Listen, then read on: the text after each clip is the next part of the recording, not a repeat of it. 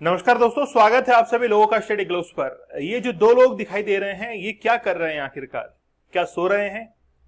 जी जनाब, ये सो नहीं रहे हैं। इन्होंने ड्रग्स लिया हुआ है और ड्रग्स लेने के बाद इनकी ये हालत है। हमने कई बार आप लोगों को कहा है कि एडिक्शन कैसा भी हो, कितना कम हो ज्यादा हो, वो आपकी सेहत के लिए, आपके शरीर के लिए, आपकी मेमोरी पावर के लिए, हर चीज के लिए वो खराब होता है। तो इन दो लोगों की दशा आप लोग देख लीजिए। इन्होंने ड्रग्स जो है वो कंज्यूम किया है। कहां कंज्यूम किया है? सियरा लियोन के अंदर। सियरा लियोन जो कि एक वेस्टर्न अफ्रीकन कंट्री है, वहां पर एक ऐसी ड्रग की डिमांड अचानक से बढ़ गई है जिसके अंदर ह्यूमन बॉन्ड्स का इस्तेमाल किया जा रहा है। हम लोग जानेंगे आगे लेक्चर के अंदर कि ह्यूमन बॉन्ड्स का इस्तेमाल क्यों कर रहे हैं और आखिरकार ह्यूमन बॉन्ड्स का इस्तेमाल करने के लिए ये लोग कब्रिस्तान में जाकर ह्यूमन जो बॉडीज है जो कि डेथ हो चुकी है उनको खोद कर निकाल रहे हैं। ऐसी क्या जरूरत आन पड़ी है? इतना जबरदस्त तरीके से इमरजेंसी जो है वो भी अनाउंस की गई है सियरा लियोन के अंदर। जानेंगे आज के हम लोग इस लेक्चर के अंदर, लेकिन उससे पहले 75 डेज का हार्ड चैलेंज। देखिए, पोर्नोग्राफी का एडिक्शन भी अपने आप में बहुत जबरदस्त है।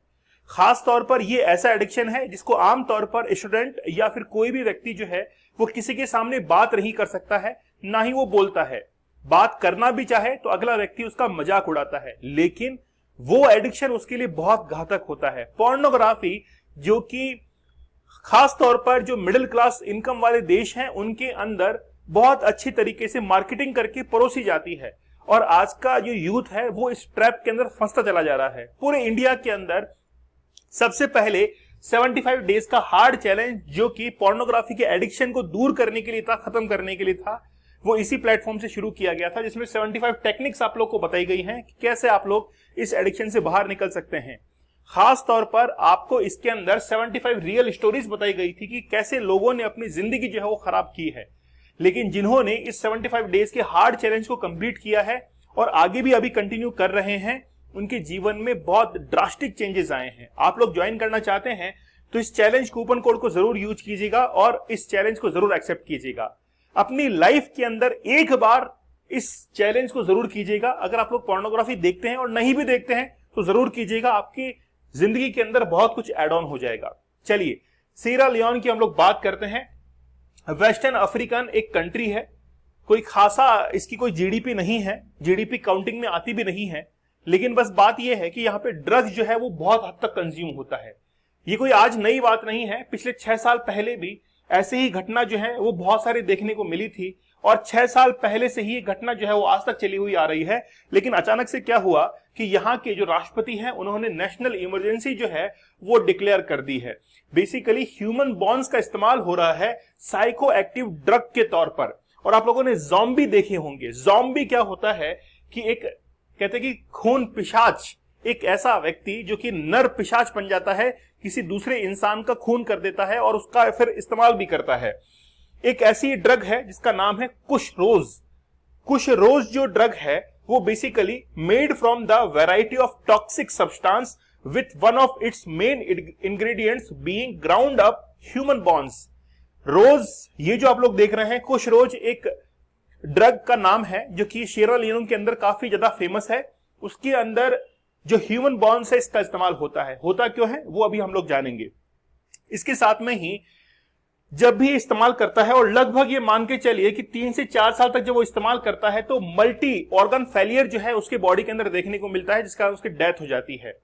और बेसिकली 2020 से लेकर 2023 के बीच में ये जो साइकेट्रिक हॉस्पिटल जो एडमिट हुए हैं लोग, इलनेस जो देखी गई है, वो कुछ रोज के कारण लगभग 4000% जो है उसमें इंक्रीमेंट देखने को मिला है। 2020 से लेकर 2023 के बीच में इतने लोगों ने इस ड्रग को कंज्यूम किया है। लेकिन कंज्यूम करते ही क्यों है पहले वो देखिए बेसिकली मैंने कई बार आप लोग को बताया है कि मार्केट के अंदर डिमांड और सप्लाई का खेल होता है। अगर मार्केट में डिमांड है तो सप्लाई होगी, ये निश्चित तौर पर है।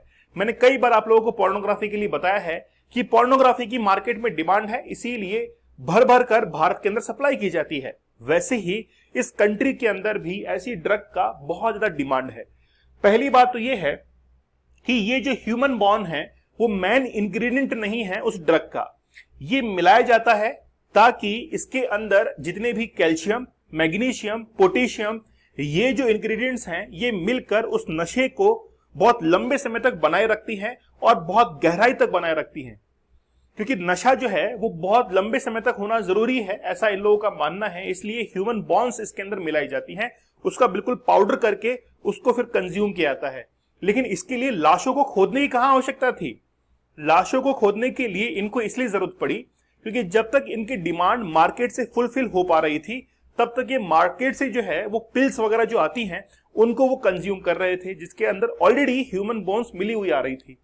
लेकिन जैसे ही उनकी जब खपत बढ़ने लगी, कमी आने लगी, उसके बाद में फिर इनको ह्यूमन बॉन्स की और आवश्यकता पड़ने लगी। भाई हमको तो वही जो है वो ह्यूमन बॉन्स वाली वो पिल्स चाहिए, ड्रग्स की पिल्स।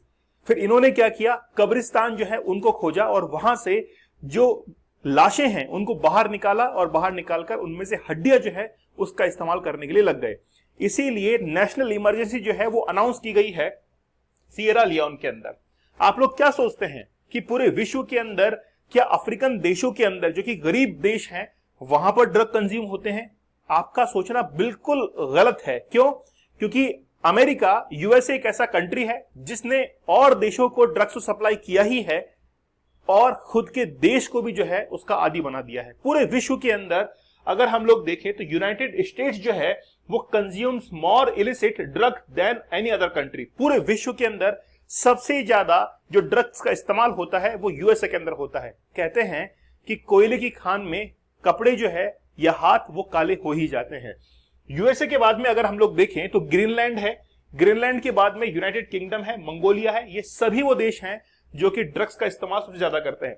ड्रग कैपिटल कौन सा देश होगा? वो भी यूएसए ही है। तो अगर हम लोग ड्रग कैपिटल की बात करें तो यूनाइटेड स्टेट्स जो है वो पूरे विश्व के अंदर ड्रग कैपिटल के तौर पर जाना जाता है। अगर हम लोग ड्रग प्रोडक्शन की बात करें, जैसे मान लीजिए कि हम लोग कहें कि मोस्टली जो है वो ओपियम कहां पर प्रोड्यूस होता है, तो अफगानिस्तान के अंदर होता है। लेकिन अफगानिस्तान के साथ में यहां पर मैक्सिको और म्यांमार, और म्यांमार में तो आप लोग जानते ही हैं कि म्यांमार हमारा पड़ोसी देश है और जो गोल्डन क्रिजेंट बनता है, गोल्डन ट्राइंगल्स बनते हैं, इसके बीच में भारत जो है वो फंसा हुआ है। तो म्यांमार जो है वो उसको कंप्लीट करता है। तो हम लोग देखें कि अफगानिस्तान जो है वो लगभग पूरे विश्व के अंदर आधे से ज्यादा जितना भी ड्रग है उसको सप्लाई करता है। फिर मैक्सिको है और फिर म्यांमार है।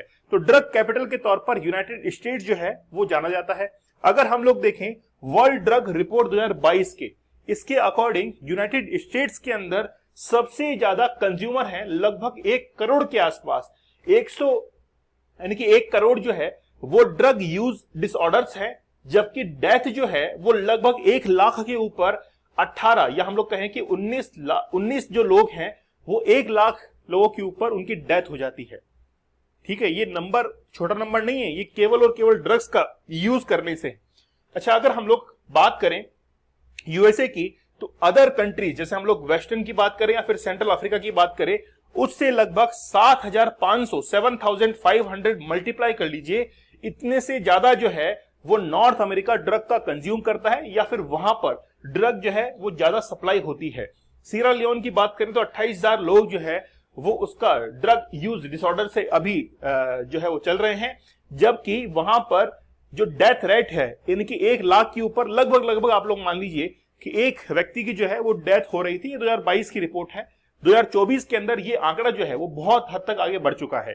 इंडिया की बात करें तो इंडिया के अंदर लगभग 7.5 लाख लोग जो हैं वो ड्रग डिसऑर्डर से जूझ रहे हैं और इंडिया के अंदर भी डेथ रेट जो है यानी कि 1 लाख पर लगभग एक आदमी जो है वो इस डिसऑर्डर से कहीं ना कहीं गुजरता है।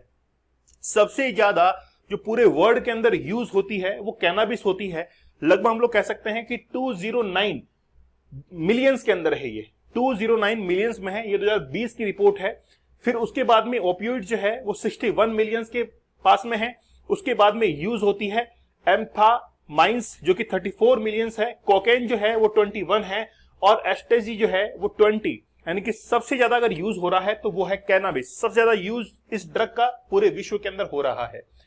लेकिन विश्व के अंदर ये ड्रग्स यूज आ रही हैं। यूज क्यों आ रही हैं? क्योंकि वीक रूल्स बनाए गए हैं।